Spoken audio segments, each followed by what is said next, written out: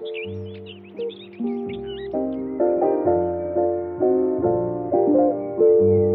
is up, Phoenix family? I'm Ross Cessna, your effervescent and omnipresent host. We're about to go on an esoteric and occult odyssey. This isn't the designer spirituality that is polluting pop culture. It's your opportunity to explore age-old wisdom in the raw. With no further delay, I present to you the Spiritual Phoenix Podcast.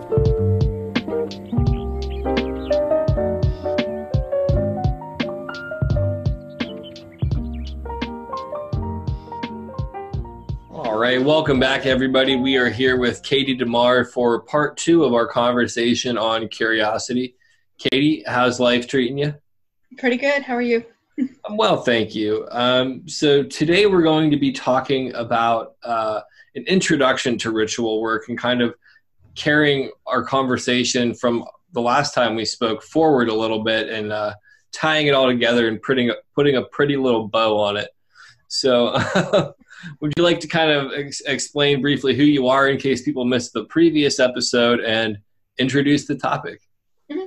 So my name is Katie, and I have a blog called The Gnostic Witch blog at gnosticwitch.com. I've been a practicing witch for about 20 years, and then also grew up in the New Thought movement, but then later on eventually found my way to Gnosticism. So I kind of combine both ancestral magic with my interest in Gnosticism and write about it. So yeah, the last conversation we had was all about establishing spirit allies. And this conversation is about introduction to ritual work, which having a spirit family, spirit team to help you to have your back while you're doing the ritual work is going to be very beneficial, because you want all the help you can get if you're going to be doing ceremony work. So do you want me to just continue going? Yeah, just dive right in. Okay. So I think one thing to understand about ritual is that you kind of get, like, what you get out is what you put in. So I don't want to say that there's anything wrong with something like a vision board, like cutting out images from a magazine and posting it up onto a poster and using that as a way to try to mentally manifest your dreams. But it's also not really helpful in getting you to embody the changes that you want to see. And what I enjoy about ritual work is it is a transformative experience where, like I said, you literally will embody your intention and you will come closer to who you are as a magical being and come closer, get in deeper relationship with the magic that you bring to this world. So, and rituals can take different lengths of time. Like, you can do on my website, I have instructions to a baptism that I did for myself, which is called the Rite of the Five Seals, which comes from Cessna Gnosticism. And that ritual the ceremony itself took 10 minutes, no more than 10 minutes to do, but it was 2 months of preparation for that 10-minute ceremony. Recently, I did a 4-day ceremony that required 6 months of preparation work. So depending on how intense of the ritual you're going to be doing depends on how much preparation work I suggest you do. For right now, I'm just going to just like a hypothetical 10-minute ritual, 10-minute ceremony. So step 1 is get in touch with your spirit allies. Like, know who you want to work with, know who wants to work with you, because maybe there's a spirit that doesn't really jive. Like I was talking about for the spirit ally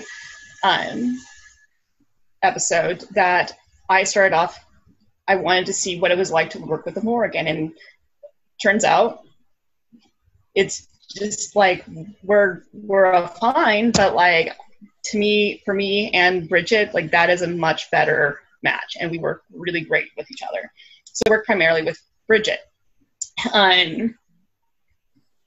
Once when you have your team, your allies that you work with, and you know who you work with, and you know what kind of magic you like to be, that you feel comfortable and engaging with,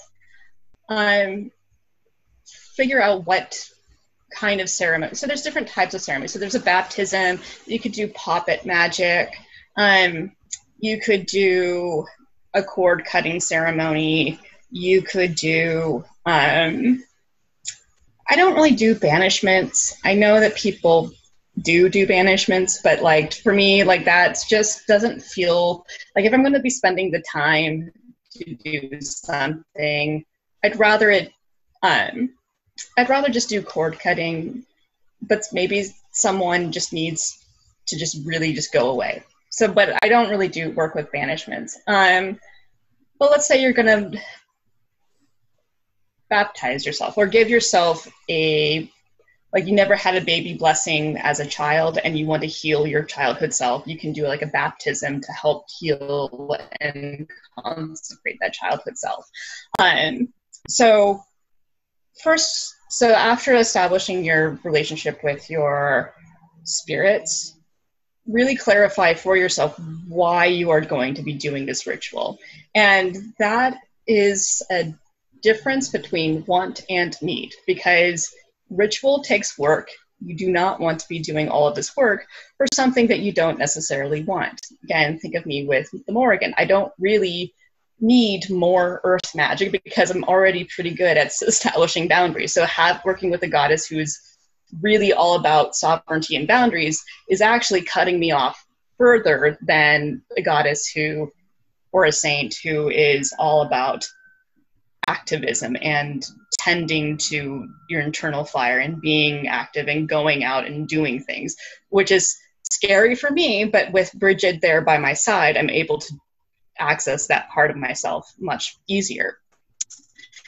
So spend about a month, like either with tarot cards, oracle cards, rune stones, meditation, just asking yourself and your spirits, your higher self and your spirits, where do you need to be applying yourself in whatever area you are interested in. So maybe it could just be a general question of like, where should I be applying myself at this time?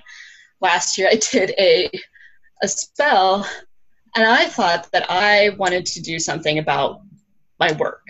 But as I was asking myself, where should I be applying myself, my spirits just kept telling me that I'm wasting my time and that really they're not going to talk to me about work stuff because the thing that's bothering me at work really isn't that big of an issue. And really I need to be focusing on what kind of external relations, like just friendships and communities I really want to be a part of, which is not something that I thought that I needed to work on. But then once when that became clear, it's like, oh, wait, yes. Like work, the thing with work is going to be an ongoing issue, and it's still ongoing, but that is not going to be something, I now know that like that's not something to worry about at all. It's actually turning out to be a benefit for me in many ways, even though it didn't seem like a benefit at the time. And that once when I started clarifying what kind of communities I want to be involved in and think about that really on an intense level. I mean, like when you start focusing your intentions towards what do you need and defining that for a month and just dedicate yourself to a month of just sitting and meditating on that, you learn a lot about yourself that you probably didn't think about if you didn't give yourself that space and time to really just go and dig deep internally. Once when you've got that figured out and you can define it, what you need and how do you envision yourself in that situation. So for example, like for me, for the communities, it's going into a meditation and seeing if I could be like, what qualities do I want within that and where do I see myself within that? Then you go and you start gathering the supplies you're going to need in order to get there. So, so for like that, that spell, that was a poppet spell that I did. I really wanted to shed stuff. So a friend had some snake molds and some tarantula molds because they had the snake and tarantula. So I gathered some supplies from those molds, got pieces of those molds, gathered the herbs that you want that are going to represent those qualities that you need. Or if there's like a body of water, if you need like living water like I needed for the baptism that I did, go and make a petition to that body of water and collect water from it and consecrate it and bless it on your altar. And so they're doing that work for another month. So before the ceremony even begins, like I said, you have 2 months of 1 month of setting up your intention, another month of actively going out and calling in this ceremony and calling into this intention and cultivating and storing up that power within yourself. And then the day, whatever day you choose to do the ceremony, you can do it by yourself, but I think it's more powerful to have an audience present, people who you trust, who are not going to, this isn't a very, magic is intimate, and ceremony and ritual and transforming yourself is an intimate process. So don't just invite people who are going to, be asses about it. Like, be very careful about who you choose to invite into this circle. And then you can perform the ritual. I like to open with a prayer, then I consecrate the space with song that also lines up to the emotion that I want to invoke within the ceremony. I perform the ceremony, whether it's burning an effigy or baptizing yourself with prayer, and then close it out with another prayer or an affirmation. And then the third, and during the ceremony, there's, no matter how long it is, whether it's 10 minutes to 4 days, you are in what's called the liminal space. And liminal space means that you were neither who you once were before you started the ceremony, but you're also not who you are becoming once when you end the ceremony. And depending on how long the ritual is, that liminal space can be agonizing, but so powerful, because it's just, the baptism that I did last year, I had parts of it all lined up, and then as I was in that space, there were things that I planned on doing that I ended up not doing. Like, I thought that I would end with an end closing prayer, but instead, like, once when I was done, I looked up and I stared out at the 20 people who had witnessed this, and I just said an affirmation that just came out in that moment. So there's going to be, you want I like having some structure, but don't structure it to the point where you are completely blotting out the help from your spirits that are going to be coming through and that you are invoking and that are going to be coming here and to help you. Also, side note, all throughout that preparation work, feed your spirits with sweet things, sweeten them up, like whether it's with honey or other things. You want them to, you don't want them to be on, you don't want to be on their bad side. you want this to be a nice, pleasant relationship. And then following the ceremony, just because you've done the ceremony and you've embodied that magic, doesn't mean you're over. There's still the integration work, and the integration can be can be quick, but it can also be really long. Like, it took,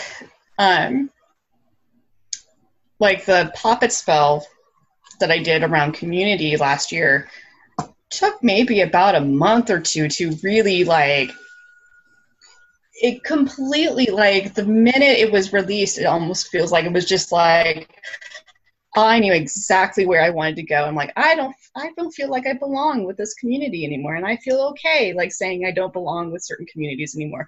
And I'm not afraid to step away from these communities anymore. And I really like that had immediate results. Whereas the 4-day one that I just did, I've been told will take a year before everything is, that usually it takes a year to completely reveal all the hidden secrets of it, of what's coming through. I really like everything that you've said, and I had said earlier that I want to kind of do a ritual because I haven't done one in a while. And it's funny how a lot of people in the spiritual community don't really do ritual that often, but ritual is literally in the word spiritual. Like it's ritual with the PR. Or no, SP rather. But anyhow, I digress. I like the concept though of the buildup of everything and taking the time to really get everything and getting your headspace right. And I think that's cool on several levels. One, because it allows you to cultivate patience, focus, and dedication, which are things that are really lost in our instant gratification culture. And then it also really gets you kind of clear, but it also builds up anticipation. And if a major catalyst for the success of ritual or magic in particular is relative to the emotion behind it, the more that you build those up, kind of like you had talked about harnessing power, the more that you're going to be charging those intentions with the emotion behind that. One of the rituals that I used to do on a somewhat regular basis, and this is my own concept, and it's very limited in like how I'm going to explain it, but like I had a candle that represented the 7 colors of the chakras that most Americans or Western culture is familiar with, because there's a lot more than that. But I would just focus on the principles of those, or the not principles, the aspects of those chakras, and work on kind of healing that, or kind of having an awareness of it and burning that candle and focusing on working with those particular energies. And then when I would burn one, I would go into the next color in succession and then work on that aspect of stuff. And for me, that was like a really simple ritual that was very easy to access, but I got a lot of a benefit from it, from like starting at the root chakra and focusing on being more grounded, more connected, but then also I would say like less fearful and not so up in my head with things. Like there was a lot of benefit in going through each thing like that, but it was also very accessible. But even in that, like sometimes I didn't have the colored candle that I needed. And then like going on this little journey around the city looking for the particular candle that I needed, there was some kind of benefit in the fact of like the commitment and dedication to getting that and going through the process of it. So I don't know. I found that really cool. One of the things that I don't have much experience on, and I'm curious about what your answer to this question is going to be, is the community aspect. So in smaller cities like where I live in Youngstown, Ohio, there's not like this diverse culture for a lot of this kind of stuff, and there probably isn't many places. What are some like societies or communities that you think are pretty evenly dispersed worldwide, or even just in the United States? Like one that comes to my mind would be the Theosophical Society. They probably have headquarters in lots of different areas or groups, but a lot of this stuff isn't going to be on meetup.com. So right. like, what suggestions would you have to people if they're looking for a community for this kind of stuff?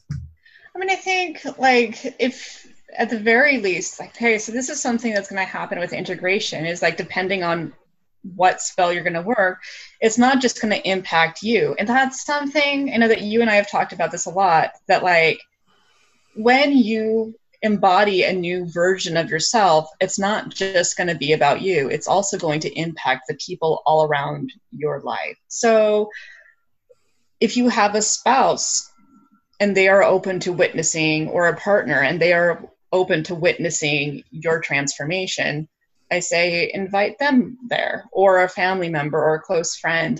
I I would say if you, I think the Theosophical Society certainly would have people more interested in this kind of stuff because they have their own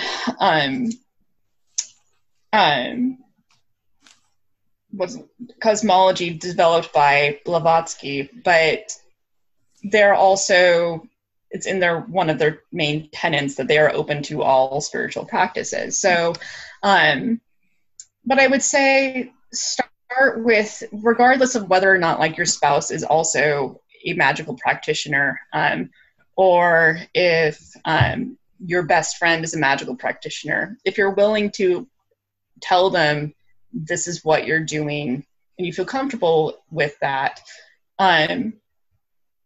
I don't think that they necessarily have to be active in it, but they can witness you take on this transformation. Okay. That's a fair point as well. But for the loner type people, you would say maybe check out like Theosophical Society, or what would be some other resources, do you think, in finding people if you don't have a circle of people that you feel comfortable with? I mean, I think even like just what we're doing now right here with this video chat, I mean, I think you could, if there's an online community that you feel comfortable with, and you can say, this is what I want to do, will you be willing to witness this transformation of me from afar? I think that could serve as well. That's a fair point. I didn't even consider that. I guess it's one of the benefits of kind of having all of the social media and all the access to all this stuff. You can really find people that would be interested in it, regardless of where you're at. And I didn't do ritual in community for a really long time. But I also, so I know that that's not going to be everyone's, not everyone's going to be open to that. And it is a little intimidating because that's very intimate. It's very personal. But if you do feel like you have the resources and you do feel up to that type of challenge, I definitely encourage people to reach out and try to find reach out to those sources. It's not like if you don't do it with witnesses that your magic won't work. Your magic will still work. It's just, it's a nice little, in my experience, it's a nice little thing to have this group who you trust, who are going to hold you and witness you. It's a nice little part for myself to hold myself accountable because I put all of this energy into it and I'm intentionally trying to transform myself. It helps me reach into that, like, okay, and I am going into the world, I am saying, I am new. I'm not who I was before this. I am someone new. That's helpful for me to keep myself up, impeccable with my intentions. I like that. Yeah. My last little snippet on this, it really is like having done a meditation group or like full moon groups or things like that. There's definitely a different energy to it, and it definitely has a different feeling to it. And while they both have their own places, personally, I like the vibe of having more people involved, because I think one of the things that is difficult in spiritual communities in particular is the lack of feeling connection or feeling a part of. And I think that that's one thing that religion does somewhat well is the community aspect of things. So I think that there's definitely some underlying benefit of having like fellowship or a group of somewhat like-minded people. And then if you look at the concept of like a mastermind, there's literally some kind of energy or experience that's unavailable to the individual that is cultivated through a group in particular. I I'm kind of out of talking points, and I feel like we're running to the end of everything. One thing that I would like you to ask us to do as you kind of take us out, Katie, is if you would, could you give us like the bullet points of like the steps that you had mentioned earlier? Sure. So establish a working relationship with some spirits that you feel connected to or that you're curious about working with.